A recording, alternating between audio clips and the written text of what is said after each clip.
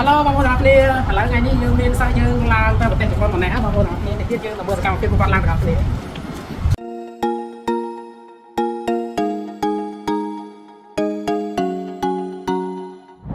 ាសួស្តីអ្នកទាំងអស់គ្នាថ្ងៃនេះខាងក្រុមការងាររបស់ខ្ញុំនៅក្រុមហ៊ុន CTO ក៏បានត្រៀមមកជូនដំណើរសិស្សដែលគាត់ឡើងទៅធ្វើការនៅប្រទេសជប៉ុននៅក្នុងថ្ងៃនេះផងដែរអញ្ចឹង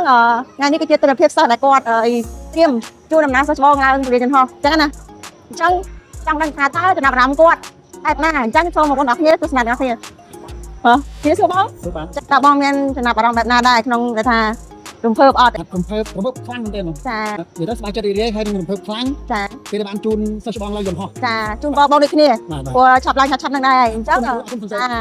ឥឡូវនេះយើងទៅសួរចំណាប់អារម្មណ៍សិស្សស្រីម្ដងព្រោះគាត់ក៏ជាសិស្សប្អូនណាស់ដែរអូនចាថ្ងៃនេះមានអារម្មណ៍មិនដែរដែលបានជូនដំណើរសិស្សច្បងឡើងយន្តហោះមានអារម្មណ៍សប្បាយចិត្តណាអូនណាចាមានអីជូនបងគាត់អត់ជូនបងសិស្សបងទៅសុខសប្បាយសុខភាពល្អទៅដល់ប្រទេសជប៉ុនចោលខ្លួនឯង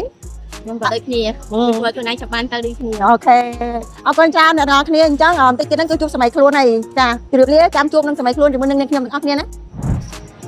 ជំរាបសួរដល់បងប្អូនទាំងអស់គ្នាឥឡូវនេះយើងមានសិស្សដែលគាត់ឡើងទៅធ្វើការនៅប្រទេសជប៉ុនឥឡូវយើងចង់ដឹងថាចំណាប់អារម្មណ៍គាត់បែបណាយើងនឹងតាមដានទាំងអស់គ្នាសួស្តីបងសួស្តីបងមកពីខាងខេត្តណាដែរបងខេត្តកំពង់ធំមកមានអារម្មណ៍មិនដែរបងដល់ពេលបានឡើងទៅធ្វើការនៅវិញខ្ញុំចង់ទៅធ្វើការបាទ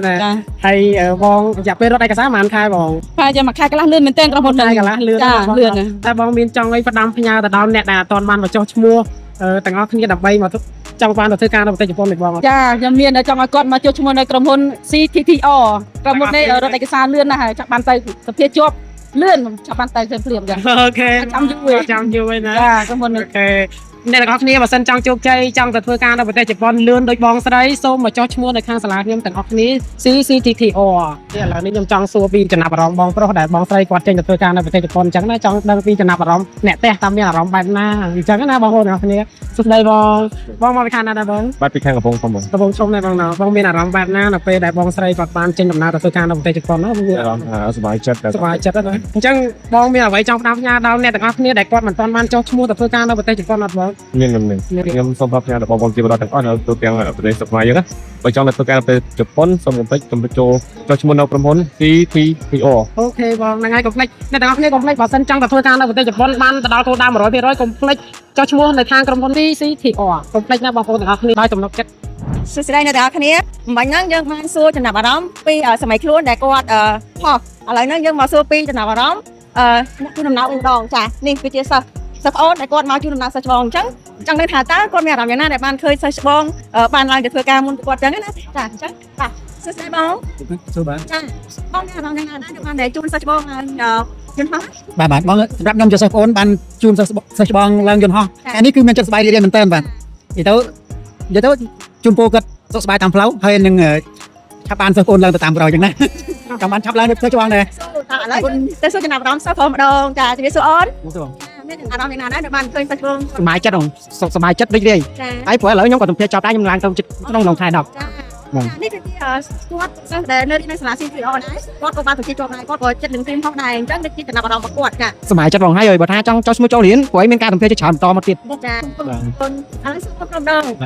ាសួរបងមានសប្បាយចិត្តឃើញសិស្សបងសប្បាយចិត្តបានជួយដំណើរក៏សិស្សបងឡើងនឹងផងបងនេះគ្នាបាទចិត្តបងនេះគ្នាដែរអរគុណហើយសួរអារម្មណ៍សិស្សស្រីដងចាសួស្តីដែលបានជួនសិស្សច្បងឡើងយន្តហោះខ្ញុំមានអារម្មណ៍ថាសប្បាយចិត្តចង់ខកអត់ចង់ព្រោះខ្ញុំសភាជាប់ដែរអីស្អីជាសិស្សស្រីដែលគាត់កំពុងជាប់អតីតមុនខាងផ្នែករៀបចំសន្តាគារឥឡូវហ្នឹងគាត់ក៏ជាមិនខុសដែរអ្នកនរគ្នាចាជូនពរឬមួយក៏មានអីទៅតាមដល់សិស្សផ្សេងទៀតខ្ញុំជូនពរសិស្សច្បងឲ្យគាត់ឡើងទៅដោយសុវត្ថិភាពហើយនឹងទៅដល់ជប៉ុនហ្នឹងឲ្យគាត់មានសុខភាពល្អហើយនឹងខ្ញុំចង់ផ្ដាំទៅអ្នកដែលមិនទាន់ចុះឈ្មោះអាចមកចុះឈ្មោះបានព្រោះអី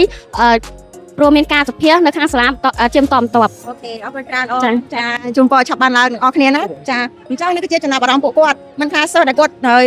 ចូលរៀនថ្មីមិនថាតែគាត់សម្ភារជាប់ទេគឺគាត់មានភាពជឿជាក់មកកាន់សាលា CTTR ខ្លាំងមែនទែនអញ្ចឹងសម្រាប់បងដែលគាត់មានបំណងចង់ទៅធ្វើការនៅប្រទេសជប៉ុនអញ្ចឹងអញ្ជើញរួមរត់មកចូលឈ្មោះទាំងអស់គ្នាណាដោយសារតែខាងសាលាយើងខ្ញុំជ្រើសរើសសិក្ខាកាមជាបន្តបន្ទាប់ហើយជ្រើសរើសជាច្រើនអ្នកខ្លាំងមែនទែន